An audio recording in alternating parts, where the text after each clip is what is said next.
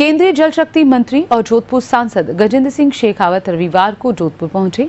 Media से बात में शेखावत ने कहा कि उन्हें सुदूर राजस्थान में जाने का मौका मिलता है।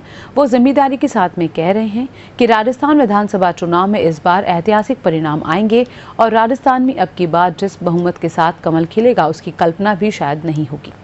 छात्र संघ चुनाव को निरस्त करने को लेकर केंद्रीय मंत्री शेखावत ने कहा कि ये दुर्भाग्यपूर्ण है। मैं ये मानता हूं कि छात्र राजनीति राष्ट्रीय राजनीति की पौधशाला होती है। राज्य की कानून व्यवस्था पर तंज कसते हुए शेखावत ने कहा कि न केवल जोधपुर बल्कि पूरे राजस्थान में इसी तरह के हालात हैं। देश ने विभाजन की विभीषिका को झेला।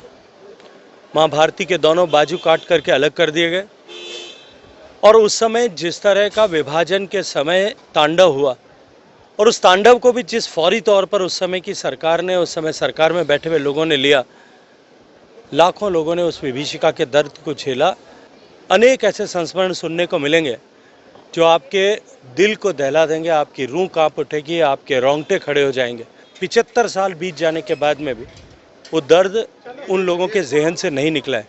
लेकिन साथ ही साथ हम सब के लिए भी निश्चित रूप से ये एक ऐसा अभूतपूर्व अवसर है कि आज़ादी के 75 साल बीत जाने के बाद में हम एक बार इस विषय पर विचार कर सकें कि आज़ादी के बाद जो विभाजन हुआ उस विभाजन से हमने क्या खोया और क्या हासिल किया।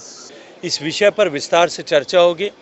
इस विषय पर देश के ख्यातनाम पत्रकार अपने जो है विचार साझा करेंगे और हम सब लोग मिलकर के इस पर चर्चा करेंगे। इस प्रासंगिक अवसर पर जब देश आज़ादी के अमृत काल में प्रवेश कर रहा है, हम निश्चय ही उस समय की परिस्थितियों से कुछ सीख करके आगे बढ़ें और देश को इस अमृत काल में विकसित भारत बनाने के संकल्प को और सुदृढ़ करें।